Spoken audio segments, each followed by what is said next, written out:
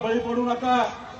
आपले वंचित बहुजन आघाडीची आणि खऱ्या अर्थाने या राज्यामध्ये भाजपाची खरी लढाई आहे। काँग्रेस सुद्धा त्या ठिकाणी आधी भाजपाला मिळालेली आहे। प्रत्येकाचे वेगवेगळे प्रकरण आहे, कोणाच्या पाठीमागे ईडी आहे तर कोणाच्या मागे इन्कम टॅक्स आहे। आपण लोक म्हणतोय की या ठिकाणी एनडीएला मतदान केलं पाहिजे। उद्या जर उद्धव ठाकरे तुम्ही एनडीएला मतदान केलं आणि उद्धव ठाकरे जर परत बीजेपी मध्ये गेले तर तुमचं मतदान त्या ठिकाणी काम येणार नाहीये। म्हणून एनडीएचा विचार आपल्या डोक्यातून काढा आणि या ठिकाणी वंचित बहुजन आघाडीचे हात बळकट करा। येणाऱ्या 13 तारखेला बकले मामाला प्रचंड मतांनी विजय करा। त्यांची निशाणी गॅस सिलेंडर आहे। धन्यवाद। जय भीम। धन्यवाद अमित भाऊ। यानंतर जालना जिल्ह्याचे अधिकृत उमेदवार प्रभाकरजी बकले मामा यांना विनंती करतो त्यांनी मार्गदर्शन करावं।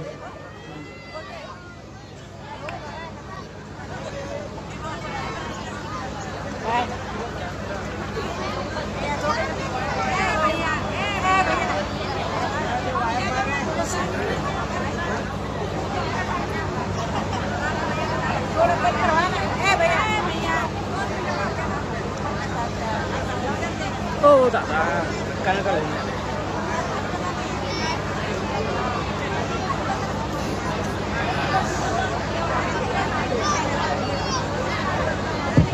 हॅलो, समोरच्या प्रेक्षकांना विनंती केली आपण खाली बसावं। मी माझ्या बंधू भगिनींना विनंती करतो आपण खाली बसत। माझ्या पाठीमागच्या बंधूंना दिसत नाहीये, सर्वांनी खाली बसावं।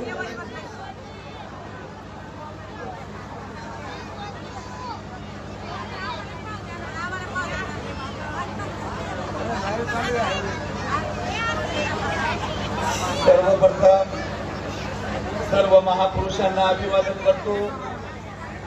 आजच्या या विराट सभेला प्रमुख मार्गदर्शक म्हणून लाभलेले युवकांचे नेते, युवकांचे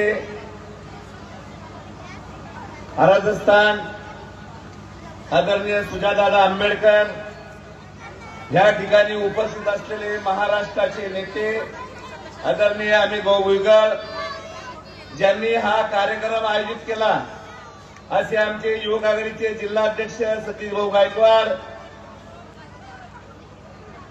या ठिकाणी सर्व आयोजक कमिटीचे मनापासून आभार। आज आपण या प्रचार सभेला इतक्या मोठ्या संख्येने उपस्थित झालात, तुमचं सर्वांचं मनापासून अभिनंदन। आपणा सर्वांना मानाचा जय भीम, जय मल्हार, जय शिवराय। मित्रहो, आता सतीश भाऊ गायकवाड यांनी सांगितलं, बकले मामा श्रद्धेय बाळासाहेब आंबेडकरांच्या नेतृत्वावर विश्वास ठेवून गेली 8 ते 9 वर्षापासून ह्या जिल्ह्यामध्ये मी काम करत आहे। ही वस्तुस्थिती आहे। मी फक्त ऐकायचो की जो कार्यकर्ता या ठिकाणी श्रद्धेय बाळासाहेब आंबेडकरांचा इमानतदाराने काम करतो, श्रद्धेय बाळासाहेब आंबेडकर त्याच्या कामाची दखल घेतात। आज ते वस्तुस्थिती सत्य झालेली आहे। श्रद्धेय बाळासाहेब आंबेडकरांनी माझ्या कामाची पावती म्हणून मला तुमच्या सर्वांच्या आशीर्वादाने जालना लोकसभेची उमेदवारी दिली। मित्र, मला आणि माझ्या धनगर समाजाला सार्थ अभिमान आहे आंबेडकर घराण्याचं। कारण ह्या 2.5 ते 3.25 कोटी धनगर समाजाला ह्या महाराष्ट्रामध्ये आतापर्यंत कोणीच तिकीट दिलं नाही।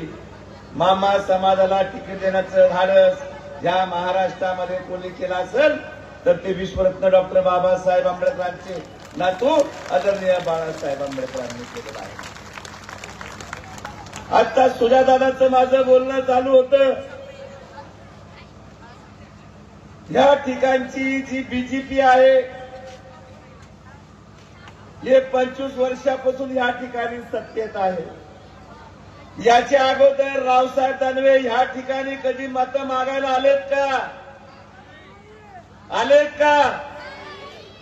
मागची निवडणूक दादा त्यांनी आजारपणाचं ढोंग करून पूर्ण प्रचार दौऱ्यामध्ये या ठिकाणच्या हॉस्पिटलला ऍडमिट होते आणि हॉस्पिटलला ऍडमिट असताना ते निवडणूक जिंकले. कारण त्यांना माहित होतं विलास आवताडेला आपण ह्या ठिकाणी पडण्यासाठी उभं केलेलं आहे. ह्या ठिकाणच्या कल्याण काळेला मॅनेज करून निवडणूक जिंकण्यासाठी दरवेळेस जालना लोकसभेत उभं केलं जातं. कारण यांचं हे नात्या गोत्याचं राजकारण आहे. म्हणून आतापर्यंत जालन्यामध्ये खऱ्या अर्थाने निवडणूक झाली नव्हती. पण धनगर समाजाच्या त्या सर्वसामान्य कुटुंबाच्या लेकराला तिकीट देऊन श्रद्धे बाळासाहेब आंबेडकरांनी ही निवडणुकीमध्ये चुरशीची लढत वाढवली आहे. आज खरोखर रावसाहेब दानवे आजारी आहे, पण ते दवाखान्यात ट्रीटमेंट सुद्धा घ्यायला जायला तयार नाही. कारण त्यांना माहिती आहे या ठिकाणी श्रद्धे बाळासाहेब आंबेडकरांनी एका धनगराच्या पोराला तिकीट दिलेलं आहे. आणि आतापर्यंत तुम्ही ओबीसीच्या मतावर निवडून आलात, आमच्या धनगर समाजाच्या मतावर निवडून आलात. आणि आज तोच धनगर समाज, तो माली समाज, या ठिकाणचा भिल्ल समाज, या ठिकाणचा पाटील समाज यांनी दादा मन बनवलं 2024च्या निवडणुकीमध्ये आमचं मतदान फक्त श्रद्धे बाळासाहेब आंबेडकरांना असतं. या ठिकाणी जर माझे मुस्लिम बांधव आले असतील, त्यांच्या मनात जर काँग्रेस जर फिरत असेल, तर मला त्यांच्याशी 2 शब्द बोलायचे आहेत. मेरे भाइयों, 1 साल पहले बीजेपी ने फुलंब्री तालुका के अंदर हिंदू जन आक्रोश मोर्चा निकाला था या नहीं निकाला था? निकाला था ना. और उस हिंदू जन आक्रोश मोर्चा का अगर कोई आयोजक होगा, आज का कांग्रेस का उम्मीदवार कल्याण काळे था. मेरे दोस्तों, कल्याण काळे का राजकीय गुरु अशोक चव्हाण है, जो बार बार 5 साल यही बोलते बैठे वंचित बहुजन आघाड़ी भाजपा की बी टीम है. आज इस सभा के माध्यम से मैं पूछना चाहता हूं, अशोक चव्हाण की कांग्रेस बी टीम है या वंचित बहुजन आघाड़ी बी टीम है? अरे मेरे भाइयों, आज सही देखा जाए तो अपने को आरक्षण की जरूरत तो है, लेकिन साथ ही साथ संरक्षण की भी जरूरत है. और इस महाराष्ट्र के अंदर तुमको हमको अगर कोई संरक्षण दे सकेगा, उस शख्स का नाम है आदरणीय बाळासाहेब आंबेडकर. मित्र, मी कायमच तुमच्या संजय नगरमध्ये येणं जाणं असतं, सांस्कृतिक कार्यक्रमाला येत असतो, तुमच्याशी आपलं बोलणं होत असतं. आज आपल्याला खास करून या ठिकाणी सुजातदादांना ऐकायचं आहे. म्हणून 13 तारखेला गॅस सिलेंडर समोरील बटन दाबून आपण मला दिल्लीला पाठवाल अशी तुम्हा सर्वांकडनं अपेक्षा ठेवतो. थांबतो. जय भीम, जय भारत, जय शिवराय, जय संविधान. धन्यवाद मामा. यानंतर आपले राजकुमार सुजातदादा आंबेडकर आपल्याला महाराज जोरदार टाळ्या वाजवून स्वागत करत आहे. सुजातदादा आंबेडकर साहेब तुम आगे बढ़ो. सुजातदादा आंबेडकर साहेब तुम आगे बढ़ो. वंचित बहुजन आघाडीचा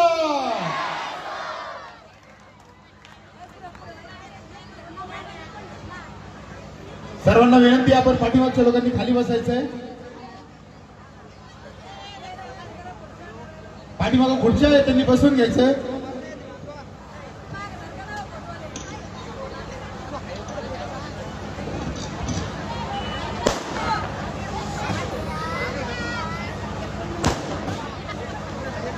हॅलो हॅलो. वंचित बहुजन आघाडीचा, वंचित बहुजन आघाडीचा बाळासाहेब आंबेडकर तुम आगे बढ़ो, तुम्हारे साथ है. बाळासाहेब आंबेडकर तुम आगे बढ़ो. प्रभाकर मामा बकले तुम आगे बढ़ो. बकले मामा तुम आगे बढ़ो.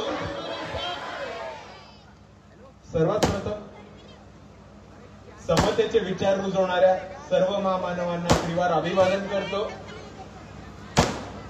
आणि इथे उपस्थित मंचावरचे सर्व मान्यवर, आपल्या जालना लोकसभेचे लोकप्रिय उमेदवार प्रभाकर मामा बगले, तसेच बऱ्याच युवक कार्यकर्त्यांना ज्यांनी लढायला शिकवलं, माझ्या सकट सर्वांना, असे ज्यांच्या तालमीत आम्ही सगळे शिकलो, असे आपले औरंगाबादचे भीम योद्धा अमित दादा भुईगळ, आपल्याच मोहल्ल्याचे एक अजून भीमाचे लढाऊ आतिश दादा गायकवाड, वंचित बहुजन आघाडीची मुलुक मैदानी तोफ तैयबभाई जफर,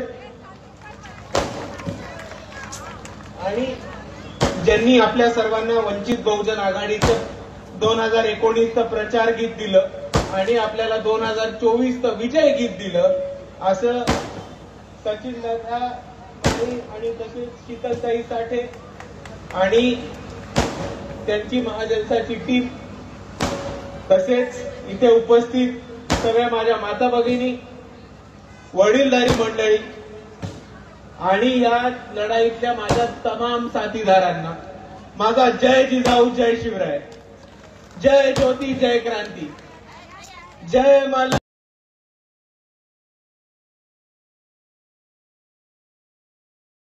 जय लहूजी, अस्सलाम वालेकुम आणि जय भीम.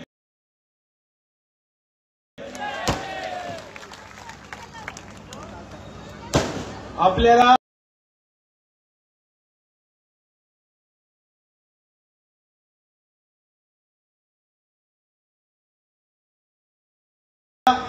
आज सर्वांना माहिती आहे की येत्या काळामध्ये पुढच्या 7 दिवसांमध्ये आपल्या सर्वांसमोर आपली लोकसभेची निवडणूक आहे आणि ती निवडणूक अतिशय महत्वाची अशी मी मानतो. आपण जर समजून घेतलं तर आपल्या सर्वांसमोर अनेक प्रश्न आहेत, अनेक मुद्दे आहेत.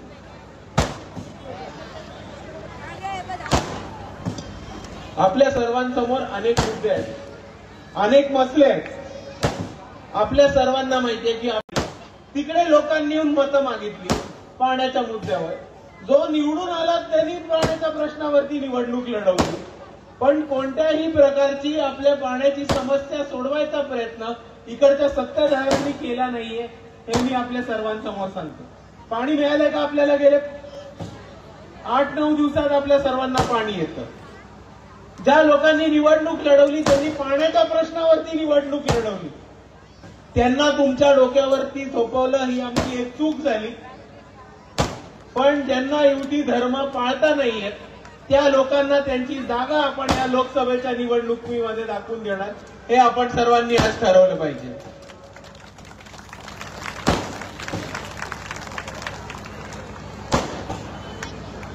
दुसऱ्या बाजूला आपल्या सर्वांसमोर अफवा येत राहतात, चर्चा होत राहते की काही नगरं जी आहेत ती नगरं विमानतळाच्या विस्तारीसाठी तोडली जाणार आहेत, उठवली जाणार आहेत, आणि ह्या अफवांवरती आपण विश्वास नका ठेवू, या अफवांना बळी नका पडू, अशी मी आपल्या सर्वांना विनंती करतो.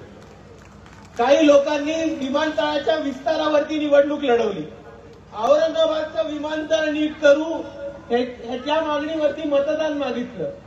दिल्ली, मुंबई, पुणे, चेन्नई, बँगलोर, कलकत्ता या महत्वाच्या शहरांमध्ये औरंगाबाद पासून आपण विमानं नेऊ, या मुद्द्यावरती मतदान घेऊन खासदार झाले. आणि आता आपल्या सर्वांना अफवा ऐकायला मिळत आहेत की औरंगाबाद मधल्या काही वस्त्या, काही नगर ही उडवली जाणार आहेत, ही उठवली जाणार आहेत विमानतळाच्या विस्ताराला. अरे, त्या लोकांनी जेव्हा आपल्या वस्तीमध्ये येऊन प्रचार केला, त्या लोकांनी जेव्हा आपल्या सर्वांसमोर मागणी केली, तेव्हा ह्यांनी एकदाही म्हटलं होतं का की आपल्या घरं उठवणार आहेत, हे आपल्या वस्त्या उठवणार आहेत विमानतळाच्या मागणीसाठी? नाही. आणि म्हणून मी तुमच्या सर्वांना इकडे आश्वासन देतो की विमानतळाच्या विस्तारासाठी वंचित बहुजन आघाडीचे कार्यकर्ते एकही घर, एकही वस्ती, एकही नगर उठू नाही देणार, हे मी आपल्या सर्वांना इथे उभं राहून आश्वासन देतो. आणि आपल्या सर्वांना औरंगाबाद शहराचे प्रश्न माहिती आहेत, आपल्या सर्वांना जालना लोकसभेचे प्रश्न माहिती आहेत. अजूनही जालना लोकसभा क्षेत्रामध्ये अंडरग्राऊंड इलेक्ट्रिसिटी पुरवली नाही गेली. अजूनही मोठ्या प्रमाणावरती पाण्याचा प्रश्न येतो.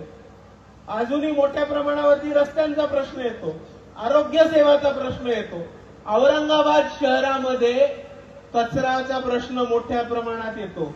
आणि मागच्या वेळेस ज्या लोकांनी ह्याच्यावरती मतदान घेतलं त्यांनी आपले प्रश्न सोडवलेत का? नाही. त्यांना त्याच्यानंतर फुकटच्या पाडापाडीच्या राजकारणामध्ये घुसायचा इंटरेस्ट होता. दानवे साहेबांना स्वतःचं पक्ष, कुटुंब आणि घर मोठं करण्यात इंटरेस्ट होता.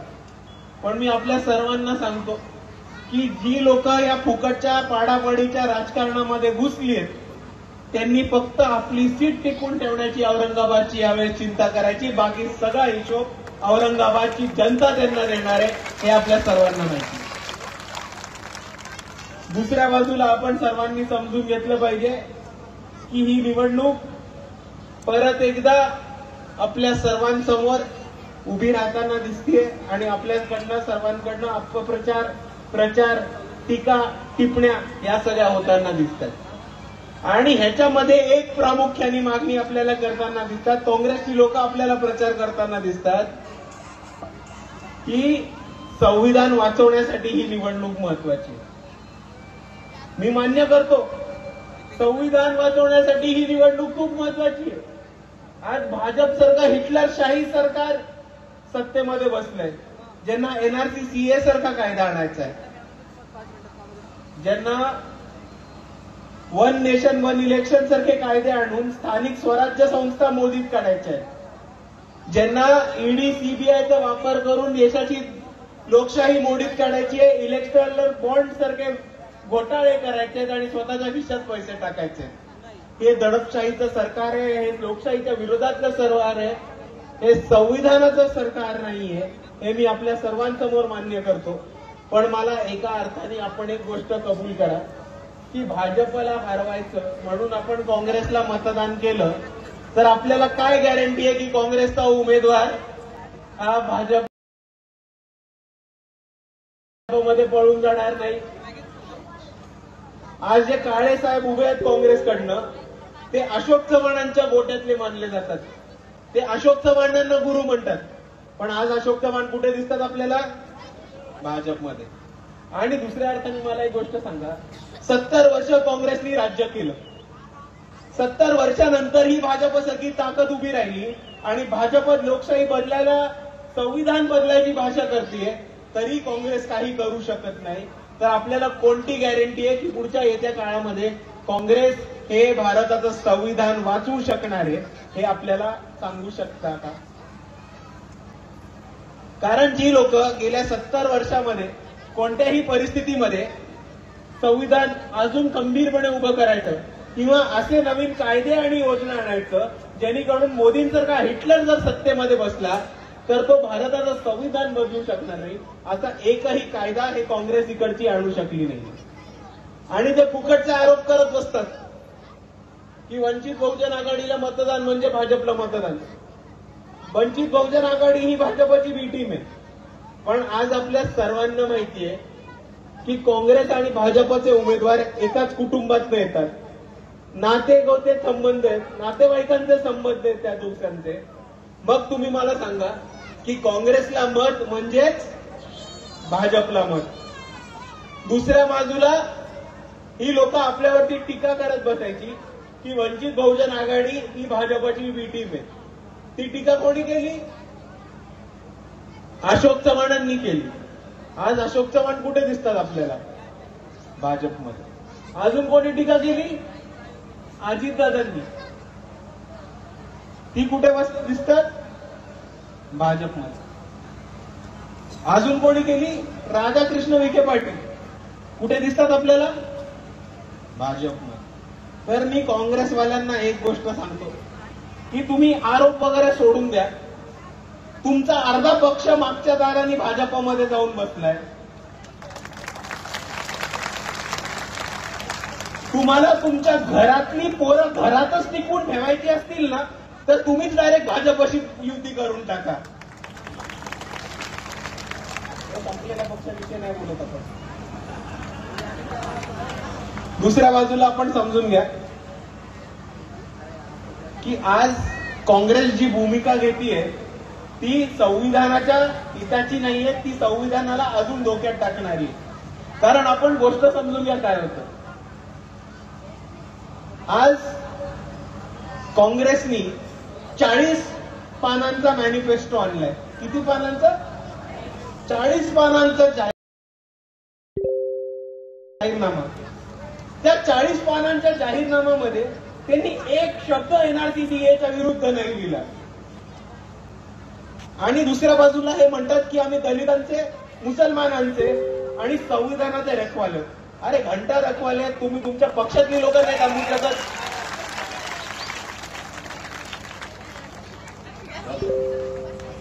तुम्ही संविधान मुसलमानांना, दलितांना कसं वाचवणार आहात?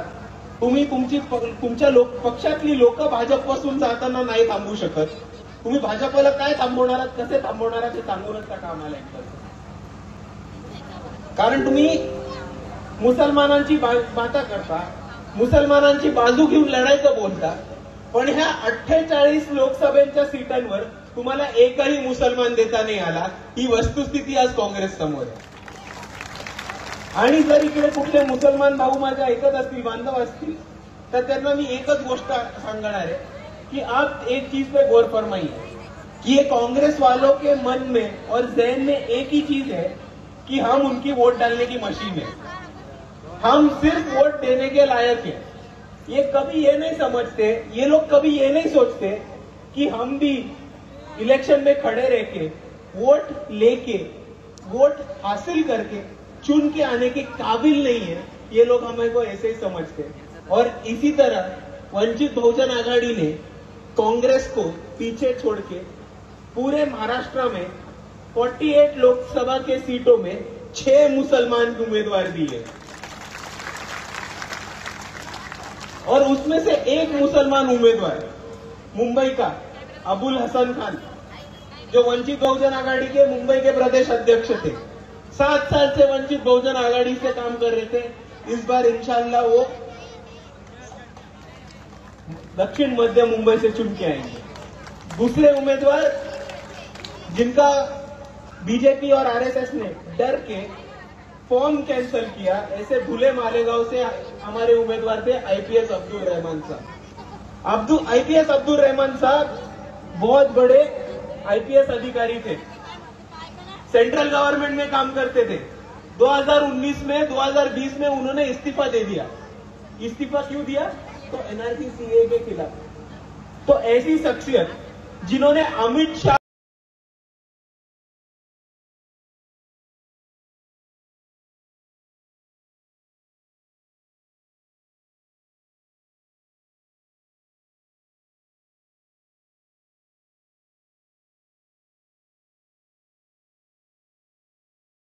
के मुंह पे अपना इस्तीफा फेंक के मारा और ये बोला कि मैं ऐसी गवर्नमेंट के लिए सर्विस नहीं कर सकता जो एनआरसी सीए जैसे काले कानून लाने की काम करती हो. उस शख्सियत को लोकसभा में पहुंचाने की कोशिश बाला साहब आंबेडकर ने की थी. ये बात अलग है कि बीजेपी और 2000 आणि हा जो वागणूक मुसलमान समाजाबरोबर इकडचे काँग्रेस करत आहे, तीच वागणूक ती बौद्ध समाजाबरोबर सुद्धा करत आहे. आपण सर्वांनी लक्षात घेतलं पाहिजे. पहिल्या लोकसभेच्या निवडणुकीमध्ये हीच ती दळिद्री काँग्रेस होती ज्यांनी बाबासाहेबांना भंडारा गोंदिया लोकसभेमध्ये पाडण्याचा प्रयत्न केला होता आणि पाडलं सुद्धा होतं. तेव्हा पश्चिम बंगालच्या मुसलमानांनी बाबासाहेबांना निवडून लोकसभेमध्ये पाठवून द्यायचं काम केलं होतं. पण हा जो दलित आणि मुसलमानांचं ऐक्य होतं ते काँग्रेसनी खूप वेळ टिकू दिलं नाही. कारण त्यांना दलितांची आणि मुसलमानांची फक्त मतं हवी होती. त्यांना दलित आणि मुसलमानांचे नेते नको होते, उमेदवार नको होते आणि पुढे येणारे तरुण युवक नको होते. म्हणून त्यांनी दलित आणि मुसलमानांचं ऐक्य तोडण्यासाठी 2014 आणि 2019 मध्ये बाळासाहेबांच्या विरुद्ध एक मुसलमान उमेदवार देऊन अकोल्यामध्ये बाळासाहेबांना पाडायचा प्रयत्न केला. आणि तीच जे घाणेरडं राजकारण त्यांनी बाबासाहेबांबरोबर भंडारा गोंदियामध्ये केलं होतं, तेच घाणेरडं राजकारण जे त्यांनी बाळासाहेबांबरोबर अकोल्यामध्ये केलं होतं, तेच त्यांनी यावेळेस आनंदराज साहेबांबरोबर सुद्धा अमरावती लोकसभेमध्ये केलं होतं, जेव्हा त्यांनी एकच बौद्ध उमेदवार दिला काँग्रेसनी, एक बौद्ध उमेदवार 48 सीटांवरती, आणि तो कुठे दिला?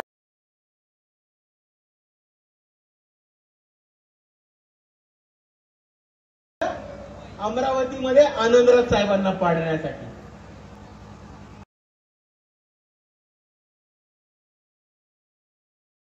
आणि हेच काँग्रेसचं घाणेरडं राजकारण तुम्ही समजून घ्या की काँग्रेसला त्यांना फक्त आपले चेहरे चपाटे हवेत, काँग्रेसला आपले फक्त मतदार हवेत.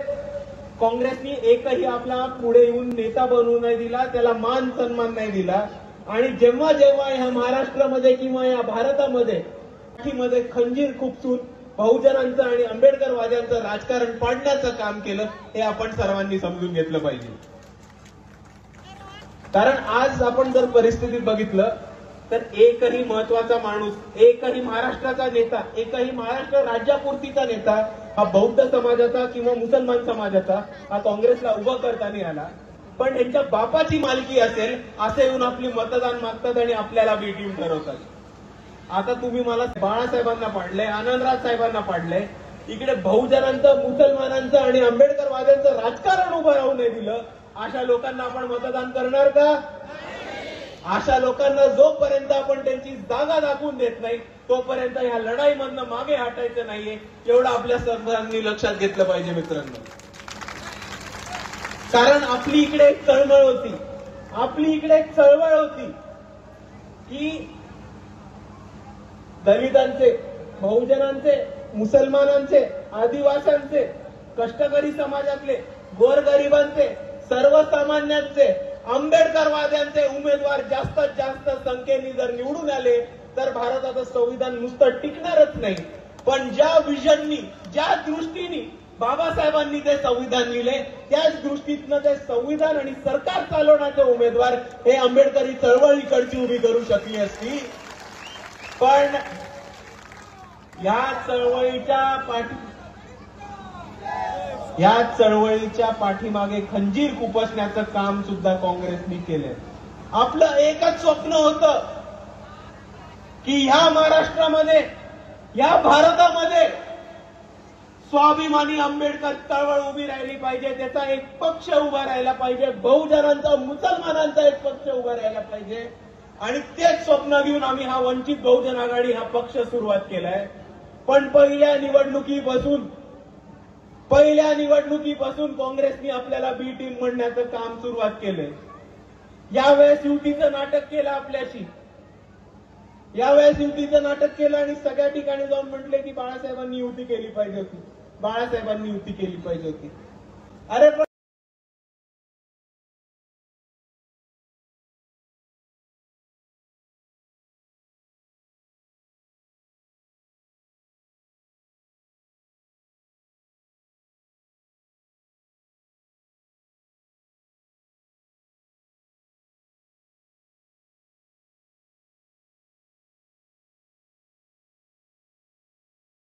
पण कशाच्या जोरावर युती केली पाहिजे? बाळासाहेबांनी त्यांना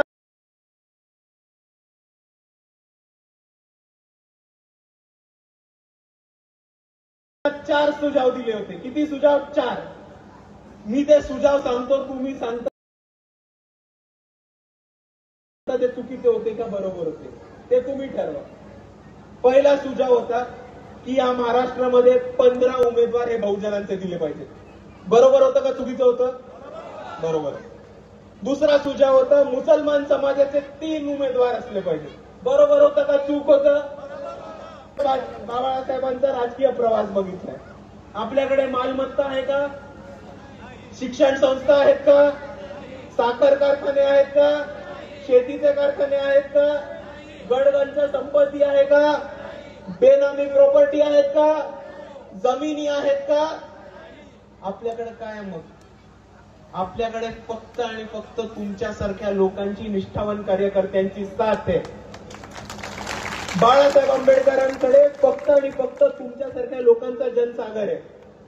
आणि जर ह्या परिस्थितीमध्ये बाळासाहेबांनी काँग्रेस युती केली असती, शिवसेनेशी युती केली असती, राष्ट्रवादीशी युती केली असती आणि आपल्या मतांच्या जोरावरती जर यांचा उमेदवार किंवा पक्ष हा भाजप बरोबर गेला असता तर ते एका अर्थाने तुमच्या सर्वांची फसवणूक झाली असती आणि बाळासाहेब स्वतःला कधीही माफ करू नसते शकले.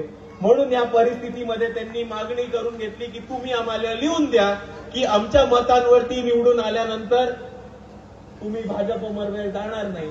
आणि ह्या लोकांनी हे लिहून द्यायला नकार दिला आपल्याला. आता तुम्ही मला सांगा बी टीम कोण? भाजपची बी टीम कोण?